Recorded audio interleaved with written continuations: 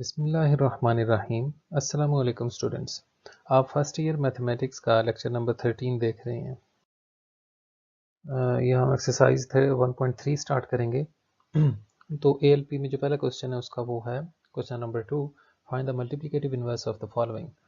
तो हमने last lecture में पढ़ा था कि मल्टीप्लिकेटिव इन्वर्स क्या होता है।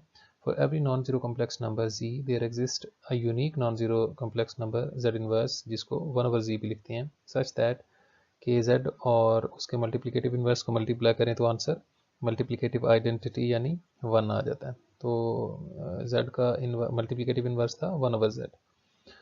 तो इसका पार्ट 2 और 3 है आपके ALP में, 2, 3 और 4। तो पार्ट 3 यहाँ पे मैंने किया कि उसमें ये नंबर दिया -3 - 5 आयोटा। तो मैंने लेट उसका नाम रखा है कि let z is equal to -3 - 5 iota. तो z इन्वर्स क्या होगा फिर 1/z, यानी 1/-3 - 5 आयोटा। अब आपको बताया था कि डिनोमिनेटर में आयोटा नहीं रहने देना। तो इसके कॉन्जुगेट से लास्ट लेक्चर में हमने कॉन्जुगेट भी पढ़ा था कि क्या होता है कि इमेजिनरी पार्ट का साइन चेंज करते हैं। तो ये देखें +5 आयोटा +5 आयोटा, इसे मल्टीप्लाई भी कर देंगे और डिवाइड भी कर देंगे। इसका फ़ायदा ये होगा कि नीचे एक रियल नंबर आ जाएगा और आयोटा ख़त्म हो जाएगा, क्योंकि हमने थ्योरम पढ़ा था कि किसी भी नंबर को उसके कॉन्जुगेट से मल्टीप्लाई करें तो उसके मॉडुलस का स्क्वायर हो जाता है। ये रिजल्ट आपने याद रखना है, MCQs में भी पूछा जाता है। और जो मॉडुलस होता है किसी भी कम्प्लेक्स नंबर का वो एक रियल नंबर होता है, डिस्टेंस होता है ना, ये भी डिस्कस किया था हमने। अच्छा, ऊपर वाला का जो है नंबर ऊपर से 1 से मल्टीप्लाई होकर एज इट इज़ आ जाएगा, नीचे a - b into a + b, a square minus b square. तो ये -3 का स्क्वेयर 9, 5 आयोटा का स्क्वेयर 25 आयोटा स्क्वेयर। अब आयोटा स्क्वेयर की वैल्यू -1 होती है, तो इधर पुट करेंगे तो माइनस माइनस प्लस, तो 9 + 25 इज़ 34। तो वो जो 34 है -3 के नीचे भी आ जाएगा और 5 आयोटा के नीचे भी आ जाएगा। तो ये हमारा रिक्वायर्ड इन्वर्स है। इसको देख के आपने पार्ट 2 और 4 कर लेने हैं। ये जो 1, 2 है ये 1.2 में हमने देखा था, इसका मतलब है 1 + 2 आयोटा। अब क्वेश्चन नंबर 4 है, ये बहुत इंपॉर्टेंट है और इसको गौर से समझ लें और सीख लें कि prove that z conjugate is equal to z if and only if z is real। ये जो if and only if है ये ख़ास चीज़ है। इसका मतलब होता है टू वे ट्रैफिक, मतलब कि आपने पहले दोनों साइड से प्रूव करना है। यानी इसका जो सिंबल है ना वो इस तरह से है कुछ, कि पहले z कॉन्जुगेट को z के इक्वल लेट करना है, सपोज करना है और प्रूव करना है कि z रियल है। फिर रिवर्स करना है इसको कि सपोज करेंगे इस डायरेक्शन में भी, ये इसका सिंबल होता है कि सपोज करेंगे कि z रियल है और प्रूव करेंगे कि z कॉन्जुगेट और z इक्वल है। तो जब इफ़ एंड ओनली इफ़ दिया हो दो स्टेटमेंट्स के दरमियान, तो वो दोनों साइड से प्रूव करना होता है। पहले फर्स्ट वाले को सपोज करके सेकंड वाला प्रूव करें, फिर सेकंड वाले को सपोज करके फर्स्ट को प्रूव करें, तब if and only if complete होता है। ये आर्गूमेंट आप लोग कंप्लीट नहीं करते, बहुत गलती करते हैं और नंबर कटवा लेते हैं। तो लेट करते हैं। अब देखिए नंबर कोई भी नहीं दिया हुआ, जनरल क्वेश्चन है, प्रूव करना है हमने।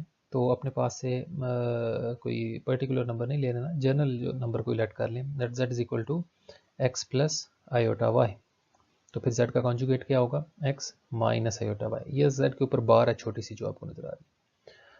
ये दो चीज़ें जो रिक्वायर्ड है हमें क्वेश्चन में, इसलिए ये लिख ली हैं।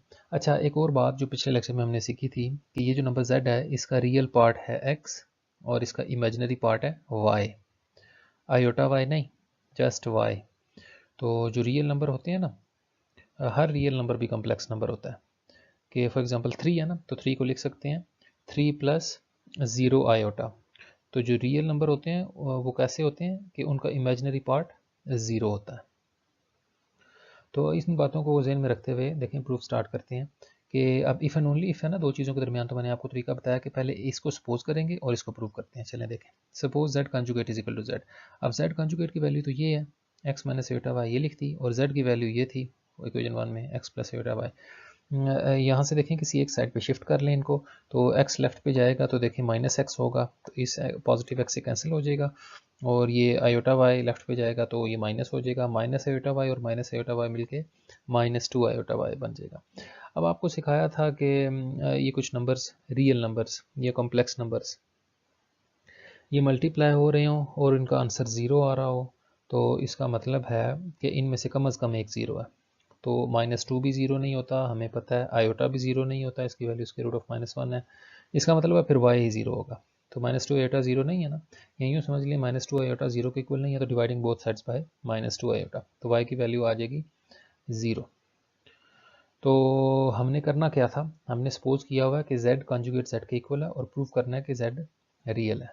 z को रियल शो करना है ना, तो ये जो इसको इक्वल रखने से जो वैल्यू निकली है y की, इसको पुट करें ज़रा z में, क्या आता है इक्वेशन 1 में, पुट इन इक्वेशन 1। तो z is equal to x plus iota y था, लेकिन y की वैल्यू तो 0 आई है इन दोनों को इक्वल रखने से, ये वाली कंसिडर करने से ऑप्शन। तो x z is equal to x plus 0 iota, तो आयोटा 0 से मल्टीप्लाई होकर 0 हो गया, तो z is equal to x. देखें इसमें आयोटा वाली टर्म नहीं ना आ रही, इसका इमेजनरी पार्ट 0 है, इसीलिए ये रियल है। जिसमें आयोटा नहीं आ रहा होता उसको हम कहते हैं ये रियल है। तो हमने एक चीज़ शो कर दी, इन दोनों को इक्वल रखा, यहाँ से ये प्रूव किया। ये कंप्लीट प्रोसीजर करना है, इसमें कुछ भी चीज़ फालतू नहीं है। आप अपने पास से इसको y 0 निकाल के कोई कभी इसको भी और इसको एक ही लाइन में प्रूव कर देते हैं, ये गलत है। अब कन्वर्स देखें इसका, हमने इस डायरेक्शन में प्रूव किया, अब ऑपोजिट रिवर्स डायरेक्शन में देखें, z को रियल सपोज करेंगे और इन दोनों को इक्वल शो करेंगे। Conversely suppose that z is real, तो अगर z रियल है तो उसका इमेजिनरी पार्ट ज़ाहिर है 0 होगा। अभी मैंने ये आपको डेफिनेशन बताई ना कि नंबर कौन से रियल होते हैं जिनका इमेजिनरी पार्ट 0 होता है। तो इमेजिनरी पार्ट ऑफ z जो है वो 0 होगा। ये z लिखा हुआ है, इसका इमेजिनरी पार्ट क्या था y। Imaginary part of z is equal to 0 का मतलब है y is equal to 0, y is equal to 0। अब हमने क्या प्रूव करना है, अब हमने प्रूव करना है कि z कॉन्जुगेट और z इक्वल है। अब हमने ये सपोज किया हुआ है, यहाँ पहुँचना है हमने। तो z कॉन्जुगेट की भी वैल्यू चाहिए और z की भी वैल्यू चाहिए। तो ये जो y इज इक्वल टू 0 आया, इसको इक्वेशन 1 में भी पुट करते हैं जहाँ पे z है, और इक्वेशन 2 में भी पुट करते हैं जहाँ पे z कॉन्जुगेट है। तो जब z में पुट करेंगे z is equal to x plus iota y था, y की जगह 0 लिखेंगे तो z की वैल्यू आ गई x, और z कॉन्जुगेट था x माइनस आयोटा y। तो जब y की जगह 0 पुट करेंगे तो z कॉन्जुगेट की वैल्यू आ जाएगी x। ये आप देख सकते हैं दोनों की वैल्यू इक्वल आ रही है ना, इसका मतलब है z और z कॉन्जुगेट आपस में इक्वल है। अब ये प्रूफ कंप्लीट हुआ है। पहले हमने z और z कॉन्जुगेट को इक्वल सपोज किया और उसकी मदद से प्रूव किया कि z रियल है। ये यहाँ से सपोज किया और ये प्रूव किया z रियल है। फिर रिवर्स केयर लगाया, क्या कि z को रियल सपोज किया, यहाँ से शुरू किया और प्रूव किया कि z और z कॉन्जुगेट इक्वल है। ये दोनों काम करेंगे तो फिर क्वेश्चन कंप्लीट होगा, इफ़ एंड ओनली इफ तब कंप्लीट होगा। नेक्स्ट देखें, क्वेश्चन नंबर 5 है, simplify by expressing in the form a plus b iota. अगर ये ना भी कहे कि in the form a plus b iota, तो कॉम्प्लेक्स नंबर को आपको जब भी सिर्फ इतना भी लिखा आ जाए ना कि सिंप्लीफाई करें, तो आपने हमेशा इसको इसी फॉर्म में एक्सप्रेस करना है, यानी रियल पार्ट अलग, इमेजनरी पार्ट अलग। तो देखें इसके क्वेश्चन नंबर 5 के पार्ट 2, 3 और 4 हैं। यहाँ पे मैंने पार्ट 3 किया है शायद। तो देखें 2 ओवर √5 प्लस √-8। तो ये जो स्क्वायर रूट के अंदर -8 लिखा हुआ है, इसको लिख सकते हैं -1 इंटू 8, जैसे हमने एक्सरसाइज 1.2 के शुरू में किया था। कुछ क्वेश्चन थे वहाँ पे हमने शो किया था कि स्क्वायर रूट के अंदर जो नेगेटिव वैल्यू आ रही होती है उनको कैसे सिंप्लीफाई करते हैं। तो ये देखें -1 के फॉर्म में लिख दिया। अब ये स्क्वायर रूट -1 पे भी आएगा और 8 पे भी आएगा। जब -1 पे स्क्वायर रूट आएगा तो वो आयोटा बन जाएगा, और 8 का स्क्वायर रूट जो है 2√2 के फॉर्म में लिखा जा सकता है। हम उसको ना वो एलसीएम वाला जो मेथड नहीं होता फैक्टर बना के, तो क्योंकि ये 8 जो है 4 इंटू 2 है ना, तो 4 का स्क्वायर रूट 2 और 2 का स्क्वायर रूट ये अपनी जगह पे रह जाएगा। तो उसके बाद जो है बस अब इसको नीचे आयोटा आ गया। तो आपको बताया था कि डिनोमिनेटर में हमने कभी भी आयोटा नहीं रहने देना। तो इसके कॉन्जुगेट से देखें, आयोटा वाली टर्म का साइन चेंज करके उसे मल्टीप्लाई भी कर देंगे और डिवाइड भी कर देंगे। अब ऊपर वाला जो है ना वो तो मल्टीप्लाई हो जाएगा 2 के साथ, तो ये 2 इन दोनों के साथ आ जाएगा, स्क्वायर रूट 5 के साथ भी, और 2 2 ज़ा 4 बन जाएगा। ये देखें नीचे a plus b into a minus b, a square, ये देखें माइनस बी स्क्वेयर, ये बन गया। तो ये क्या बनेगा, स्क्वायर रूट ऑफ 5 का स्क्वायर तो 5 हो जाएगा, आयोटा पे भी स्क्वायर आ गया, 2 का स्क्वायर 4 हो गया, और स्क्वायर रूट ऑफ 2 का स्क्वायर 2 हो गया। तो नीचे क्या बन रहा है, 4 2 ज़ा 8, आयोटा स्क्वायर की वैल्यू -1, माइनस माइनस प्लस, तो प्लस का 8 आ गया, 5 + 8 = 13, ये 13 हम फर्स्ट रियल पार्ट के नीचे भी लिख लेंगे, ये देखें, और यानी ये जो 2/5 है उसके नीचे भी 13 आ जाएगा और 4/2 के नीचे भी 13 आ जाएगा। तो ये हमारा आंसर है, a + b आयोटा के फॉर्म में इसको एक्सप्रेस कर दिया। जो रियल पार्ट है इसका वो 2/5/13 है और जो इमेजिनरी पार्ट है वो माइनस का 4/2/13 है। नेक्स्ट देखें, छोटा सा प्रूफ है, show that for all z belonging to the set of complex numbers, ये दो पार्ट हैं इसके कि z² + z कॉन्जुगेट का square is a real number और z - z conjugate whole square is a real number. तो हमें क्वेश्चन में z की वैल्यू दी नहीं गई, तो हम जनरली लेट कर लेंगे z = x + i/y या a + b i/, जो आपका दिल करे। तो यहाँ दो चीज़ें हमें चाहिए, एक z और एक z कॉन्जुगेट। तो अगर z a + b i/, का इक्वल है तो z कॉन्जुगेट ज़ाहिर है a - b i/, का इक्वल होगा। ये a - b i/, इसको इक्वल नहीं है, यहाँ ये माइनस है, a - b i/। तो z माइनस इसको हम रियल शो करना चाह रहे हैं, पार्ट 2 कर रहा हूँ मैं यहाँ पे। तो z - z conjugate whole square, ये z की वैल्यू लिखती है ये वाली, और a - b i/, ये z कॉन्जुगेट की वैल्यू लिखती है, ऊपर होल स्क्वायर, ब्रैकेट ओपन करें तो इसके साइन चेंज हो जाएंगे, -a और +b i/, हो जाएगा। तो यहाँ आप देख सकते हैं कि ये नेगेटिव a और पॉजिटिव a जो है वो कैंसिल आउट हो जाएंगे, और b i/, और b i/, मिलके 2b i/, हो जाएगा। ऊपर स्क्वायर भी था इसका ये वाला, तो 2 का स्क्वायर 4, बी पे भी स्क्वायर आ जाएगा, आयोटा पे भी स्क्वायर आ जाएगा। अब आयोटा स्क्वायर की वैल्यू तो -1 होती है, जब पुट करेंगे तो आंसर बन जाएगा -4b²। अब देखें इसमें कोई आयोटा नहीं आ रहा, लिहाजा this is a real number, और यही हमने शो करना था। लास्ट क्वेश्चन देखें आज का और आपकी एक्सरसाइज का भी। क्वेश्चन नंबर 7 है और इसका सिर्फ पार्ट 1 ही है आपके ALP में। -1/2 plus square root of 3/2 iota whole cube, इसको सिंप्लीफाई करना है। तो a + b होल क्यूब का फार्मूला अप्लाई करेंगे। देखें a³ a की जगह -1/2 आ रहा है और b की जगह √3 i/2 आ रहा है।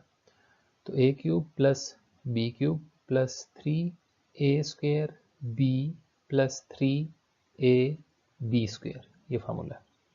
तो ये क्या बन जाएगा, नेगेटिव नंबर का क्यूब लें तो आंसर नेगेटिव आता है, 2 का क्यूब 8 हो जाएगा, स्क्वायर रूट ऑफ 3 का क्यूब लेना तो वो 3/3 आ जाएगा। ये आपको पता ना, स्क्वायर रूट ऑफ 3 का क्यूब का मतलब है कि √3 जो है वो 3 दफ़ा मल्टीप्लाई हो रहा है ना, तो 3 दफ़ा मल्टीप्लाई हो रहा है, उनमें से 2 जो है वो मल्टीप्लाई होकर स्क्वायर हो जाएगा, उनका स्क्वायर रूट कैंसिल हो जाएगा और 1 बच जाएगा।